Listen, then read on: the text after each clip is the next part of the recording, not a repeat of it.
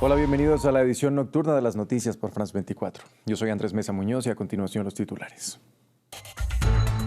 Tal como lo había anunciado y contrario a las advertencias de Estados Unidos, Israel respondió a los ataques de Irán de este domingo y lanzó una ofensiva contra el oeste y el centro de la República Islámica. Donald Trump había advertido que la escalada no debería afectar las negociaciones en curso. El presidente de Ucrania se reunió en Londres con los líderes de Reino Unido, Alemania y Francia. De acuerdo con Volodymyr Zelensky, la mayor parte de la discusión se centró en el tema de defensa, pero también hablaron sobre los esfuerzos en el ámbito diplomático. Y en Perú, las proyecciones tras los comicios presidenciales de este domingo apuntan a un empate técnico entre Keiko Fujimori y Roberto Sánchez. Un estrecho margen separa a los dos candidatos a medida que avanza el conteo de los votos.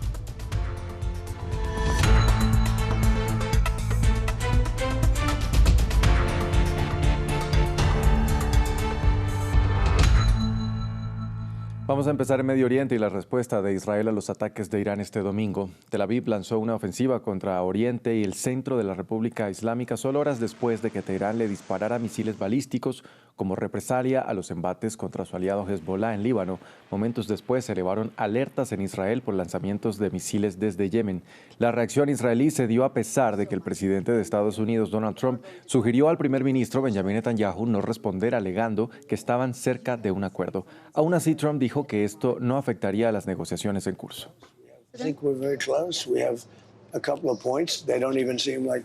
Creo que estamos muy cerca.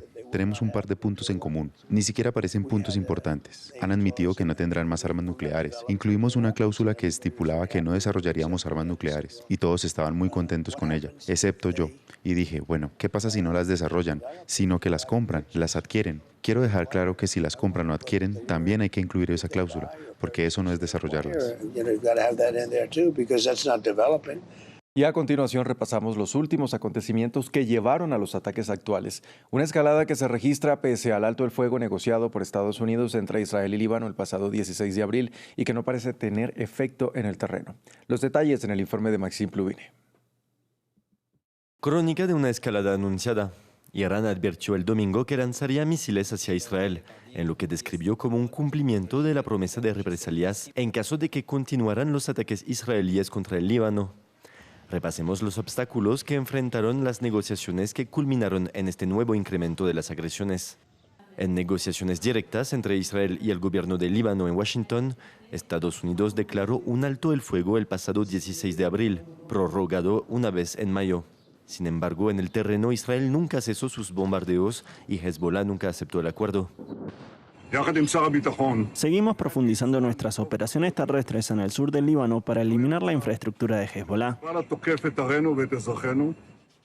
Pero la intensidad de los ataques israelíes contra el Líbano parecen haber contrariado al propio Donald Trump, que busca una paz negociada en su conflicto contra Irán. Hace días, el medio Axios reportó una llamada particularmente agresiva atribuida a Trump contra Netanyahu, que luego el mismo presidente estadounidense reconoció. Estás jodidamente loco. Estarías en la cárcel si no fuera por mí. Te estoy salvando el pellejo. Ahora todo el mundo te odia. Todo el mundo odia a Israel por esto. Y es que Irán insiste en que cualquier negociación dirigida a poner fin al conflicto en Medio Oriente debía incluir también a Líbano, donde opera Hezbollah, la milicia apoyada por Teherán. La República Islámica amenazaba con retirarse de las conversaciones si la campaña israelí en el sur del Líbano continuaba. Beirut y Tel Aviv habían logrado un nuevo acuerdo de tregua el pasado 3 de junio, subordinado al cese de los ataques de Hezbollah. Ni el grupo chiita ni Israel lo respetaron. No están comprometidos ni con un alto el fuego ni con el diálogo y han demostrado mediante el bloqueo naval y la violación de los acuerdos relativos al Líbano que solo entienden el lenguaje de la fuerza. El bloqueo naval contra la nación iraní y la luz verde que hoy Estados Unidos le ha dado al régimen sionista convierte las bases y los activos estadounidenses y del régimen en la región en objetivos legítimos. La mano de nuestras Fuerzas Armadas está libre para actuar como siempre. No se trata de la primera vez que las acciones de Netanyahu parecen chocar con algunos intereses de Trump, que enfureció cuando Israel bombardeó los yacimientos gasíferos de Saus Pars en Irán el pasado mes de marzo.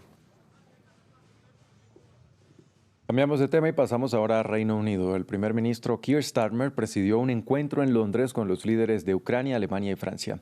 El presidente ucraniano Volodymyr Zelensky dijo al concluir la reunión que las discusiones estuvieron principalmente centradas en la defensa de Kiev contra los ataques rusos y agradeció a sus socios por el apoyo. Los líderes de las tres principales potencias de Europa declararon su respaldo a una propuesta de diálogo directo entre Zelensky y el presidente ruso Vladimir Putin para intentar lograr un alto el fuego.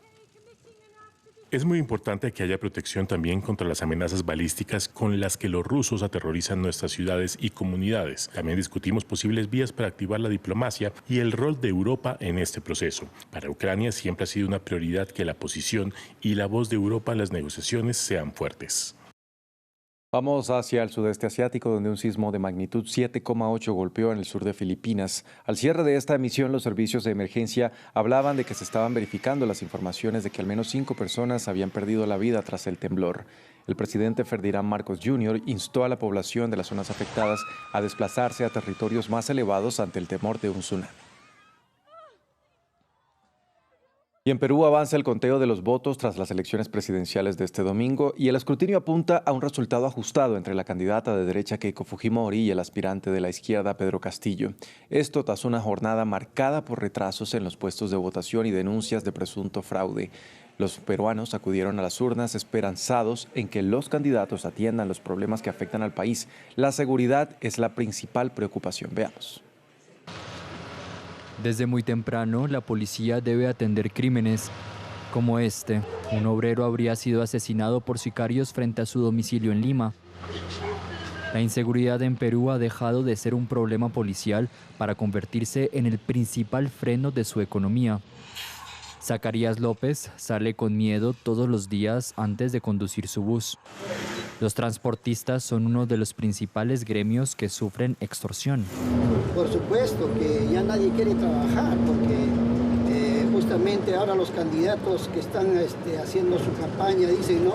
Algunos dicen a los conductores se lo toman como héroe porque trabajar, sentarse aquí no es fácil porque no sabemos si hoy día salgo y mañana ya no regreso en la tarde a casa.